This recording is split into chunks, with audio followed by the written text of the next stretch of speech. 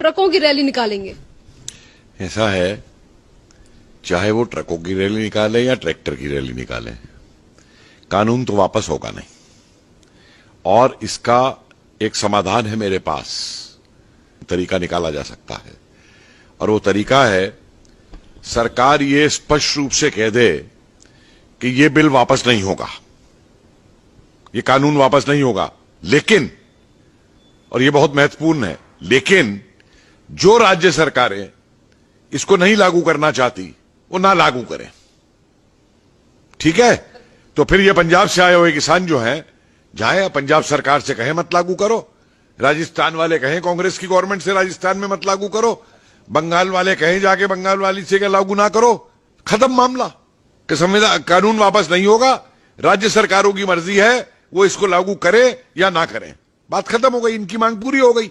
अपने अपने राज्य में जाकर के करवा लें अपनी अपनी सरकारों से, मत लागू करो इनको। किस बात का आंदोलन? फिर ये तमाशा बन गया है एक आंदोलन का कि खुद तो राहुल गांधी पिकनिक मनाने और न्यू ईयर ईव मनाने इटली चला जाता है और वहां से जाके कह रहा है कि यहां किसान ठंड में लड़ रहे हैं। अरे अगर तू नेता था असली किसानों का तो मैं देखता, ये खुद बैठता किसानों के साथ धरने पे आकर के इतने दिन तक। अगर ये नेतागिरी अपनी उसकी करना चाहता है, कांग्रेस की राष्ट्रीय आंदोलन के दिन इस तरीके से बैठा जाता था भूख हड़ताल पे और हड़ताल पे बैठता, आधे दिन भी रह सकता है भूख हड़ताल पे, खुद इटली में बैठ करके पिज्जा खा रहा है। वही ममता 1-1 रुपए का आलू खरीद रही है किसानों से, बांग्लादेश स्मगल कराती है, 40 रुपए किलो कलकत्ता में भिजवाती है।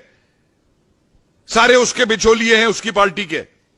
और ये जो साफ मैं बात कर रहा हूं आपको, ये जो बैठे हुए हैं ये आड़ती हैं, ये जो बैठे हुए हैं ये वो धनी किसान हैं जिनके पास 100-100, 200 एकड़ जमीन है। किसान वो होता है जो खुद खेती करता है अपना, और वो किसान आज भी खेती कर रहा है, अपनी फसल उगा रहा है, और सरकार ने जो सहूलियतें दी हैं उन सहूलियतों को लेकर चल रहा है। सर, अगर ममता बनर्जी की बात करें तो ममता बनर्जी जिस तरीके से इस कानून का विरोध कर रही हैं डे 1 से, तो यहाँ पर लोगों की तरफ से ये भी कहना है कि 4 महीने बाद जो इलेक्शन आने वाले हैं उन सारी चीजों को लेकर ये सारी चाल और हथकंडे अपनाए जा रहे हैं। आप समझ रहे हैं कि बंगाल का किसान ममता को वोट दे देगा? जिस किसान का वो शोषण करती है, जिस किसान तक आज तक उसने कृषि योजनाएं जो और किसानों की दी वो नहीं पहुंचने दी केंद्र सरकार की।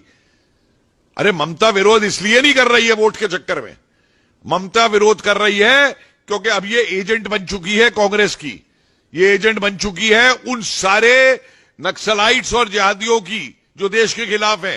ये देश की खिलाफत की वजह से विरोध कर रही है, अपनी सत्ता के लिए विरोध कर रही है। ये किसान के कोई पक्ष में नहीं है। ये बिचौलिए खत्म करे जाएं, किसान को उसकी कीमत पूरी मिली जाए, ये चीज ये किसान के खिलाफ है। जितनी भी चीजें हैं कृषि कानून में, उसको लेकर इतना ज्यादा विरोध क्यों हो रहा है हर सरकार, चाहे राहुल गांधी हो या फिर ममता बनर्जी? देखिए, ये विरोध कृषि कानून का है ही नहीं, मैं तो अब बिल्कुल स्पष्ट हूं इसके ऊपर। ये विरोध हो रहा है एक्सपेरिमेंट ग्राउंड बना के कि सरकार अगर इसे वापस ले लेती है तो कल को हम सीएए के खिलाफ करेंगे, कल को हम ट्रिपल तलाक के खिलाफ करेंगे, वापस लो, कल को हम 370 के खिलाफ करेंगे। दुनिया मूर्ख नहीं है, ये देश बेवकूफ नहीं है जो इस चाल को नहीं समझ रहा है नक्सलाइट्स की और पीएफआई की और आईएसआई एजेंट्स की और खालिस्तानी एजेंट्स की। कहां से तंबू लग रहे हैं ये? कहां से ये काजू किशमिश आ रही हैं? ये कहां से ब्यूटी पार्लर आ रहे हैं? ये किसान होता है, किसाने से लड़ता है। ये सारे धनी लोग हैं। मंझले किसान और गरीब किसान की तो इन्हें चिंता तक नहीं है। उसकी फसल को, जो मैंने बार बार कहा है, उसकी फसल को तो मंडी तक पहुंचने ही नहीं देते हैं। तो सीधा काम सरकार करे कि कहे कानून हम वापस नहीं लेंगे, जिस राज्य को लागू नहीं करना है वो राज्य इसको ना लागू करे, और अगर राज्यों में लागू नहीं करवाना है तो ये जाके किसान अपनी राज्य सरकार से बात करे। हमने खुली छूट दे दी है राज्यों को कि लागू करें या ना करें। ममता बनर्जी की बात करें तो पश्चिम बंगाल में तमाम समस्या है, उनको लेकर ममता बनर्जी कभी भी बात नहीं करती कि किस तरीके से बीजेपी के कार्यकर्ताओं को दिन दहाड़े मार दिया जाता है और वहीं पर बीजेपी की रैली में जूते तक चलाए जाते हैं। उसको लेकर ममता बनर्जी कुछ नहीं कहती। अगर बात रही कृषि कानून की तो उसको लेकर ये कहती है कि हम उसे लागू तक नहीं होने देंगे, यहाँ पे आने नहीं देंगे। आप बताइए, ये वो है जो कहती थी मैं सीबीआई को ऑपरेट नहीं करने दूंगी बंगाल के अंदर। उस समय ये क्या बोली थी जब वो बंगाल का मौलवी कह रहा था कि मोदी जी की दाढ़ी लेके आओ और मैं 10 लाख रुपए इनाम दूंगा? तब कहां गई थी ये ममता? इसके लिए कोई कुछ बोल दे तो इसको आग लग जाती है, कोई ट्विटर पे लिख दे या फेसबुक पे लिख दे तो उसको गिरफ्तार करवा लेती है। तो जिहादी बन गई है पूरी की पूरी। सर, जितनी भी तरीके की चीजें टीएमसी के कार्यकर्ता या फिर ममता बनर्जी की तरफ से की जा रही हैं, तो आपको क्या लगता है कि 4 महीने बाद जो इलेक्शन होने वाले हैं, इन सारी चीजों का रिजल्ट देखने को मिलेगा दीदी को? क्योंकि दीदी तो अभी किसानों की अन्नदाता बनी हुई है, अन्नदाताओं की भगवान बनी हुई है, जिस तरीके से वो बात कर रही हैं। भाई अपने आप मैं कह दूं मैं कुछ भी हूं, मैं भगवान बन गया हूं? मैं किसानों का भगवान बन जाऊंगा मैं कह दूंगा तो? जो मर्जी ये करती रहे। देखिए, बंगाल की जनता बेवकूफ नहीं है। बंगाल की जनता एक बहुत ही जागरूक जनता है बंगाल की। मत भूलिए कि बंगाल ने राष्ट्रवादी आंदोलन को, अंग्रेजों के खिलाफ संघर्ष को किस तरीके से बंगाल ने जो है नेतृत्व प्रदान किया था, चाहे वो क्रांतिकारी रहे हो और चाहे वो देशबंधु चित्तरंजन दास रहे हो और चाहे वो नेताजी सुभाष चंद्र बोस रहे हो और चाहे वो श्यामा प्रसाद मुखर्जी रहे हो। किस तरीके से इन लोगों ने बंगाल को बचाया था और बंगाल के लिए कुर्बानियां दी थी। बंगाल की जनता बेवकूफ नहीं है और ना ये बंगाल की जनता अब नक्सलाइटों और लेफ्टिस्टों के कहने पे चलेगी और ना राष्ट्र विरोधी तत्वों के ऊपर चलेगी, ना उनके ऊपर चलेगी जो बांग्लादेश से घुसा करके यहां पे लोगों को यहां की नागरिकता दिलवा रहे हैं। सर, अगर विपक्ष की बात करें तो जितनी भी विपक्षी पार्टियां हैं या फिर यानी कि जितनी भी राजनीतिक दल हैं, चाहे फिर वो केजरीवाल हो या फिर तमाम अन्य नेता हों, आखिरकार ये इस तरीके की बातें क्यों कर रहे हैं? और यहाँ पर किसानों की अगर हम बात करें, जो आंदोलन चल रहा है उसमें मीटिंग हो रही है, बार बार पीएम नरेंद्र मोदी समझाने की कोशिश कर रहे हैं, पर उसके बावजूद भी किसानों की तरफ से जो आंदोलन हो रहा है उसमें से कुछ लोग निकलकर सामने आ रहे हैं और ये कह रहे हैं कि हम किसानों के नेता हैं और वो डेटे भी बता रहे हैं कि हम तब तक आंदोलन करेंगे। देखिए, ऐसा है, मैं बार बार एक बात कह रहा हूं कि अब ये किसान आंदोलन नहीं रहा है।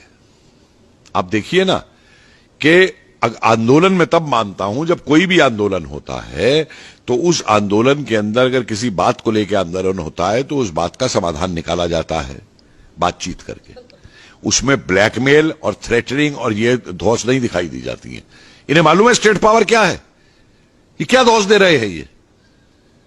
और जिस दिन सरकार ये बात कर देगी जो मैं कह रहा हूं, तो आप देखिए ये जितने असली किसान हैं वो यहां नहीं रहेगा। अगर कुछ है भी तो इनमें वो नहीं रहेगा यहां पे, और यहां पे रह जाएंगे सिर्फ देशद्रोही वाले जो बैठे हुए हैं। और इनको इसके ऊपर जो सरकार डंडा चलाएगी, इनका इलाज देखिएगा क्या होगा। ये योगेंद्र यादव किसान नेता है, ये प्रशांत भूषण किसान नेता है, वो मेधा पाटकर किसान नेता है, वो जो शाहीन बाग वाली वहां पे जाके बोली वो किसान नेता है। अरे ये सब के सब जो हैं ये अपनी राजनीति के लिए, क्योंकि ये पिट चुके हैं। आज कांग्रेसियों को लूट का माल नहीं मिल रहा स्कैम करने के ऊपर, रो रहे हैं। आज उनको बोर्डों की चेयरमैनशिप नहीं मिल रही पैसा कमाने के लिए, रो रहे हैं, वापस सत्ता में आना चाहते हैं। आज कांग्रेस के ही राहुल गांधी अभी ट्वीट ये करके बोलते हैं और ये कहते हैं कि ये जो आंदोलन है, यानी कि जिसके लिए आपने कहा कि ये किसानों का आंदोलन नहीं है, इसी आंदोलन को लेकर राहुल गांधी ये बोलते हैं कि ये जो आंदोलन है ये चंपारण का आंदोलन बन चुका है और जनता एकजुट हो चुकी है। राहुल गांधी को मालूम भी है कि चंपारण का आंदोलन क्या था। आए मुझसे बात करें चंपारण के आंदोलन के ऊपर। इसको मालूम है बाबा रामचंद्र का अवध का आंदोलन क्या था, जहां से नेहरू ने राजनीति शुरू की थी। इसको मालूम है मोतीलाल तेजावत का आंदोलन क्या था उदयपुर के अंदर। इसको मालूम है सीताराम राजू का आंदोलन क्या था आंध्रा के अंदर। इसको मालूम है स्वामी स्वयजानंद सरस्वती का आंदोलन क्या था, किसान का आंदोलन। अरे जो आदमी काली भैंस के बछड़े में और काली गाय के बछड़े में अंतर नहीं बता सकता, वो किसान आंदोलन समझा रहा है क्या था।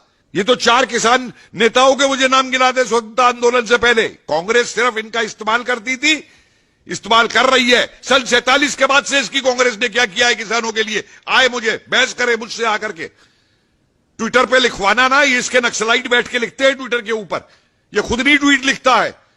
हिम्मत है तो आए मुझसे बहस करे, बाद में औरों से बहस करे, आए किसानों के इतिहास के ऊपर मुझसे बहस करे। मैं तैयार हूं इनसे बहस करने को। धन्यवाद सर।